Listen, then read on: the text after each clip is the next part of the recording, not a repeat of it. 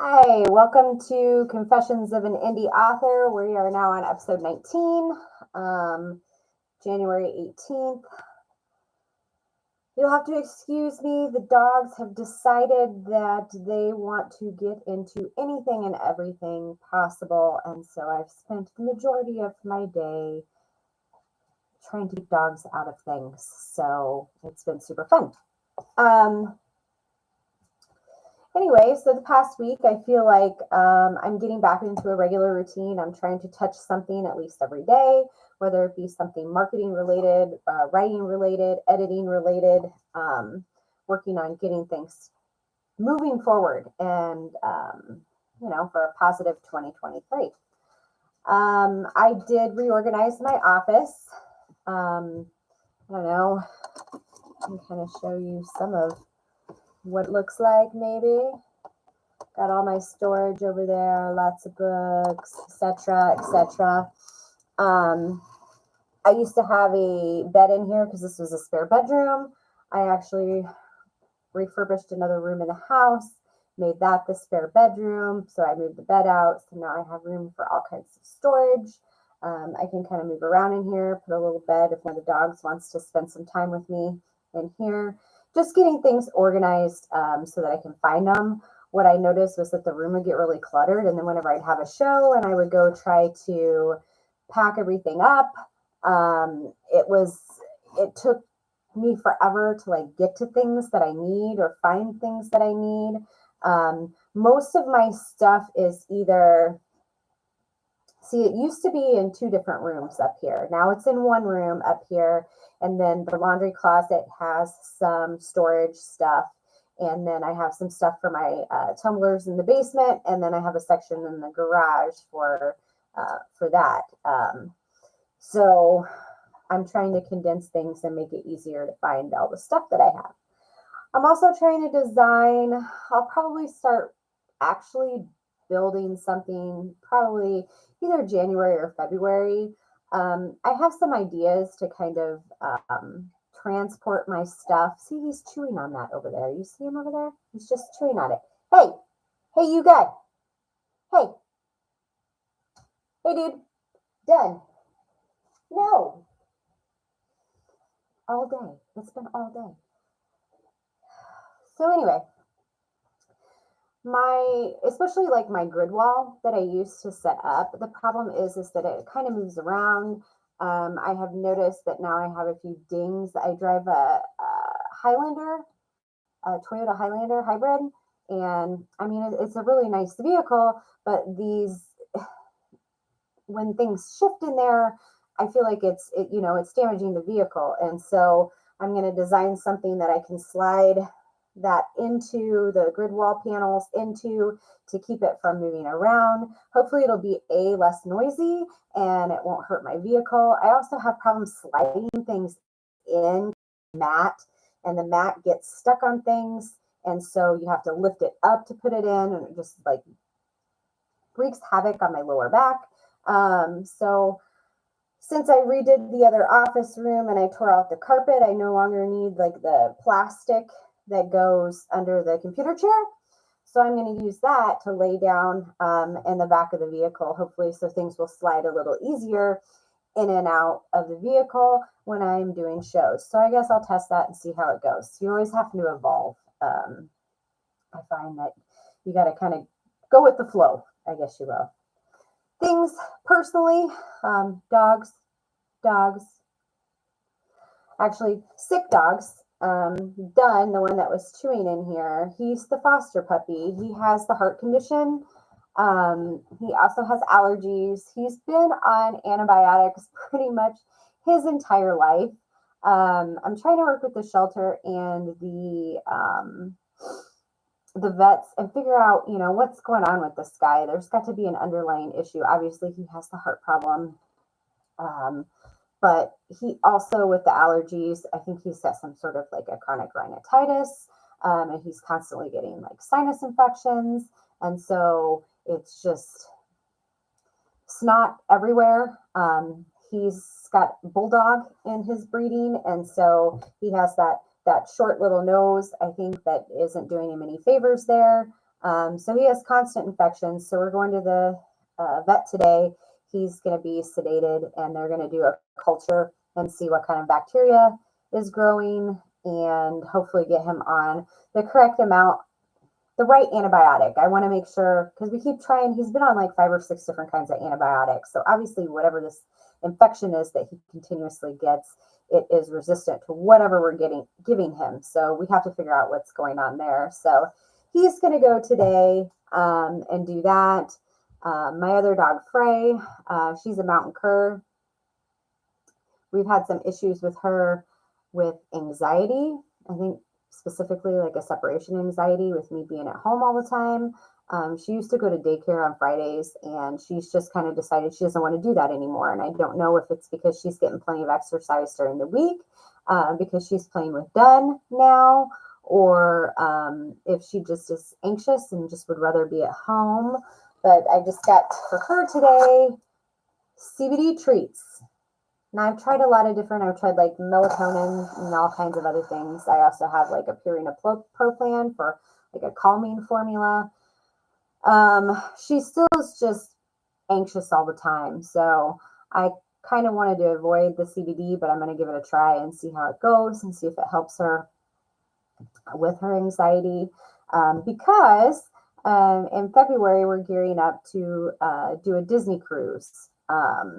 So we'll be gone for an entire week, and somebody is coming to the house to watch the dogs and kind of house sit. So it'll be nice that they get to stay in their own environment.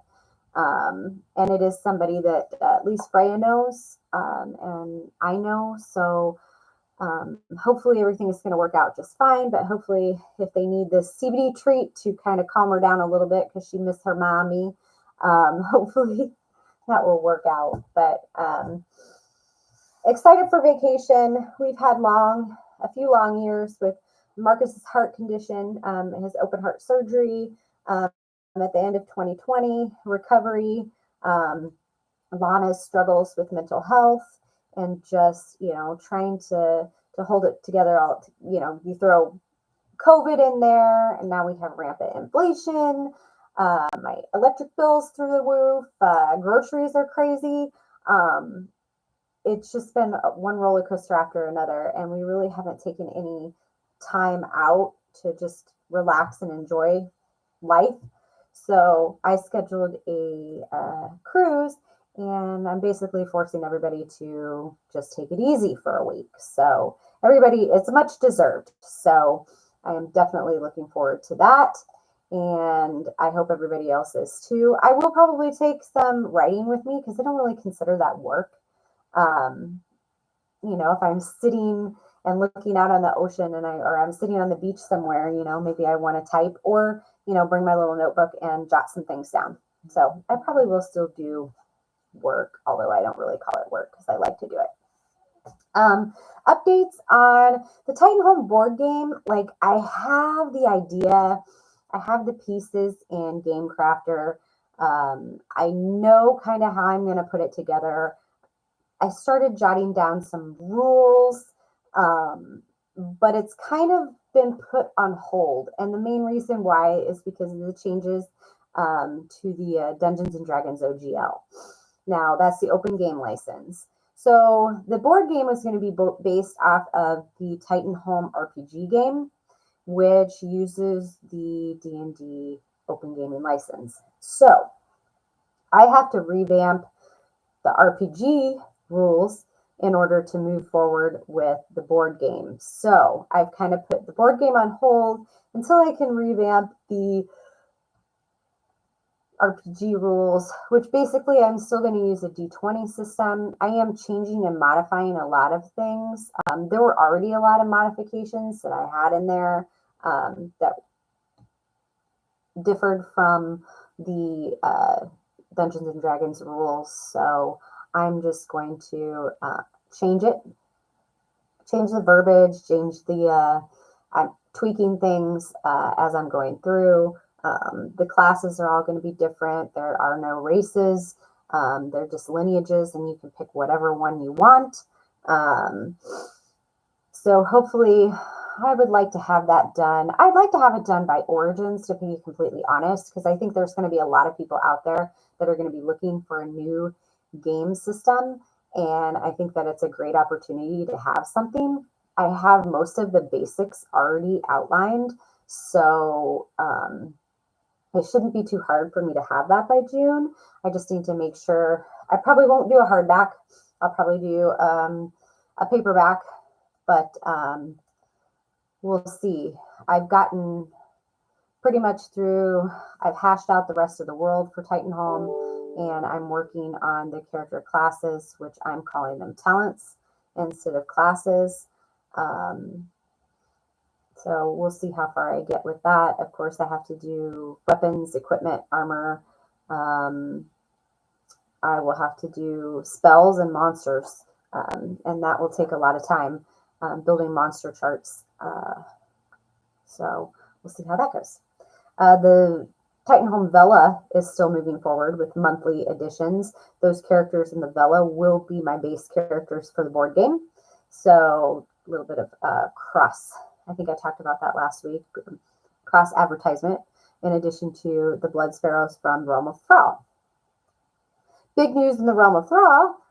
Dragon Dynasty. I got the proof. I meant to bring it in to show everybody. I guess I'll do it next week whenever it actually launches.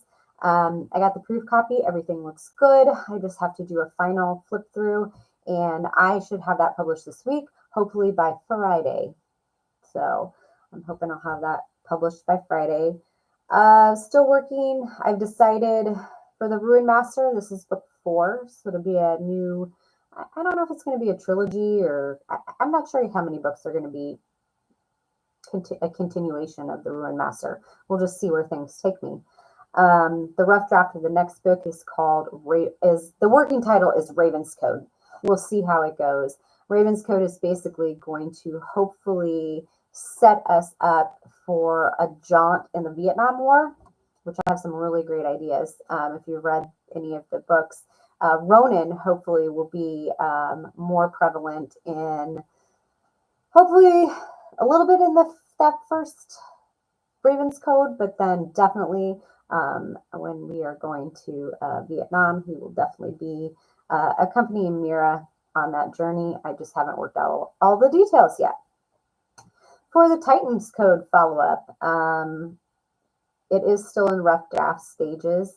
The working title for that is Black Ops. So you can see both of those, Raven's Code and Black Ops, kind of have an espionage sort of feel to them.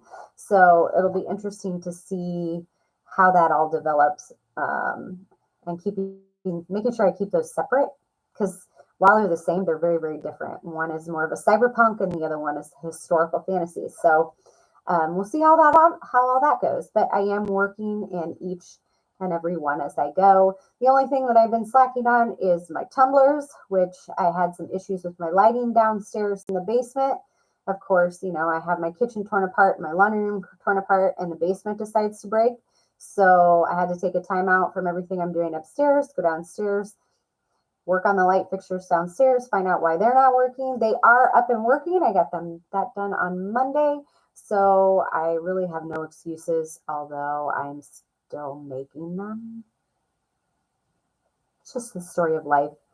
Move forward on some things, procrastinate on something else. So I will get to it, I promise. But until next time, have a wonderful life.